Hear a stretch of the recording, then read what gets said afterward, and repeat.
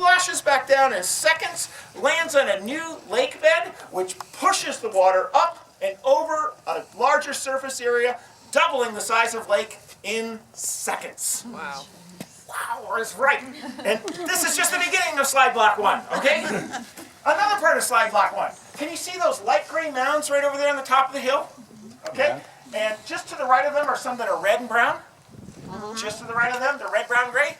Okay, those mounds are called hummocks, and those are pieces of the slide blocks that broke apart into smaller chunks. So those are little solid puzzle pieces, solid blocks of the mountain. And you can see right there, slide block 1 actually ran up and over this 1,200-foot high ridge, 5.5 miles away from the volcano.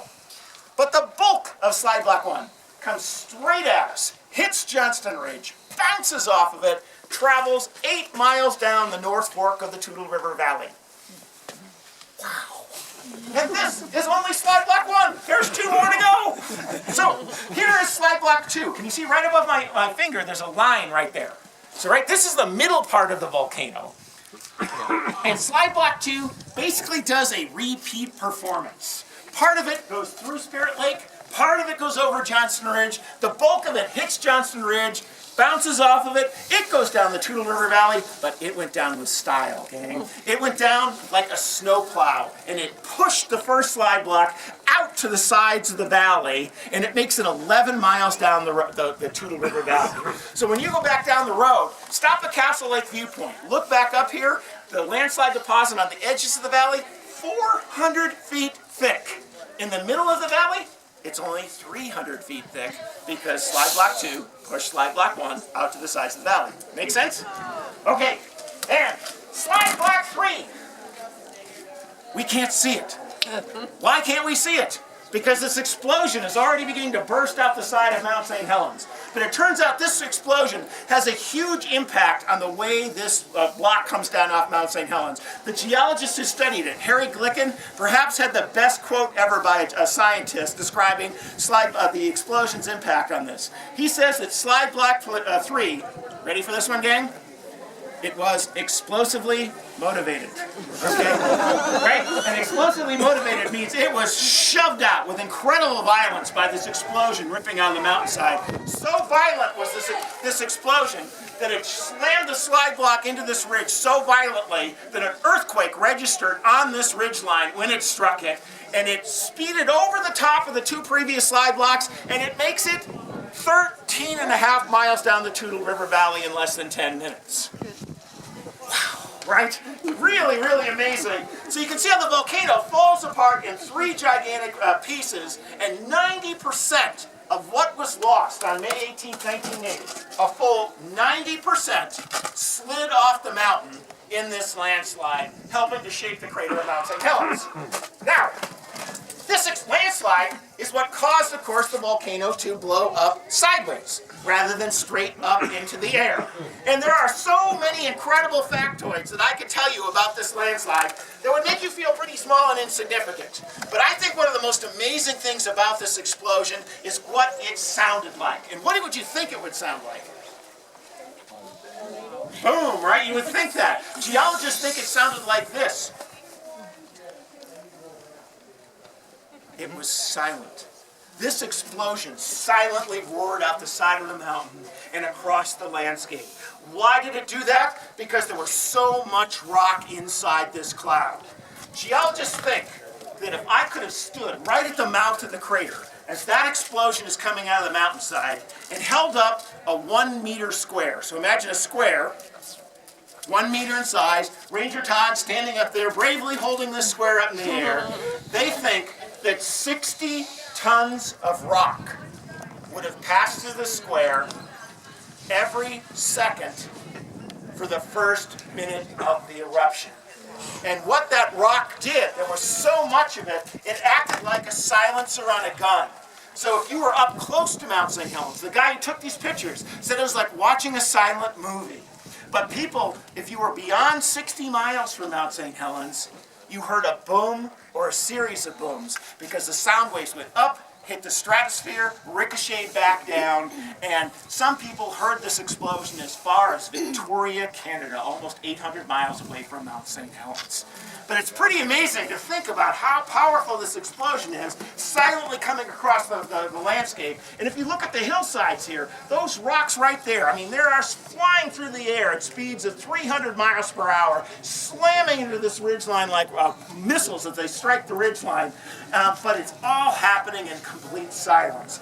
This explosion was pretty doggone amazing because back in 1980, the largest known lateral explosion in the world had come off of this volcano right here. It's a volcano called Bondi. It's in Japan, and it blew down 27 square miles of forest on May 18th.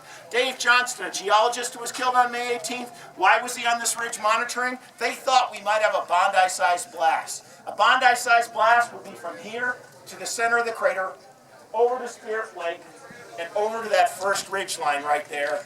Mount St. Helens blast, 230 square mile area. 27 square miles is what we knew, 230 square miles is what we got.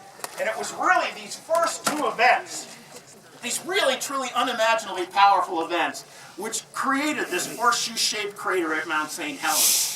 And you know, after the May 18th eruption, a lot of people don't know this, but there were actually 5 other huge explosions that summer. And the reason the volcano was so explosive is the molten rock had a lot of gas bubbles in it. And when molten rock has lots of gas in it, it's really, really explosive. But each one of our explosions got a little smaller, and a little smaller, and a little smaller, because the volcano starts to run out of gas. But it doesn't run out of lava or molten rock. And by October of 18th of 1980, the volcano finally runs out of gas, starts erupting lava, and people are incredibly disappointed. Because Mount St. Helens kind of has the Rodney Dangerfield of lavas. When I say the word lava, what image comes to your mind? Black rock. Something like this? Yeah. Guess what? Mount St. Helens erupted this type of lava exactly once in its entire eruptive history. Basalt lava, like in Hawaii, is very, very uncommon. At Mount St. Helens, extremely uncommon in the Cascade Range. Our volcano tends to erupt a type of lava called dacite. Dacite is about 1 million times thicker than the lava in Hawaii. It's so thick, it's hard to use the word flow in describing it. It's more like it creeps along. And we're going to see Mount St. Helens lava. It deserves respect. Okay? So, October 18th, 1980, this was the first glob of lava. You ready for it? It's pretty impressive stuff. Cow pie. Big, big cow pie, right? And this is actually a pretty big cow pie. This is actually 300 feet in diameter and 100 feet tall. And over the next 6 years, Mount St. Helens erupted this type of lava on 17 separate occasions. And this lava would just kind of ooze up one of these cow pie lobes ever so slowly and gradually. The mountain would take a break of a couple weeks to a couple months. Another lobe would come up on top of that. Sometimes this lava was so uncharismatic, it didn't even make it to the surface of this lava dome. The dome inflated from the inside out like a balloon as molten rock rose into it. When it was all said and done, that mound of rock right there was the result of 6 years of lava dome building. And people were not impressed with this lava dome. But scale is a tricky thing at Mount St. Helens. So as you look at this lava dome right here, I'd like you to think of at least a feature most people are similar. Think of Seattle, think of the skyline, and think of the Space Needle, okay? The Space Needle, 605 feet tall, right? 920 feet tall. So it's about a Space Needle and a half in length. And just a couple blocks from the Space Needle is where the Seattle Seahawks play football. So think football fields. This is 11 football fields across. But I'm going to give you another way to remember this dome. And it's a simple number. It's the number 2. Because this lava dome represents 2% of what was lost on May 18, 1980. Where is that dome? It's in the clouds. We can't see it right now. It's completely hidden. But if you were here before 2004, this is what you would have been looking at right here. Okay? So, what do you think? Does this lava deserve respect? It does deserve respect. Okay, So after that dome forms, something even more spectacular starts to form inside the crater, and it forms behind that lava dome. You can see this white horseshoe-shaped area right there. And what you're looking at right there is the youngest glacier in the world. And it formed inside the crater of Mount St. Helens. Now, it kind of defies common sense that a glacier would form inside the crater right now, doesn't it? And we're going to see it also makes perfect sense as to why it's in the crater right now. And it defies common sense because there's lots of evidence that our climate is changing. You're looking at Mount Adams right over there on the horizon. There was a study published last summer, and over the last 100 years, Mount Adams has lost a full 50% of the ice on that volcano. If you drive up to Mount Rainier National Park, go up to Paradise Visitor Center, you have to pass Nisqually Glacier on the way up. And if you had driven up that road 100 years ago, the glacier came right up to the edge of the road. That glacier is now 1.5 miles away. It's retreated that far. So there's lots of evidence that our climate is changing. So it does defy common sense that we have a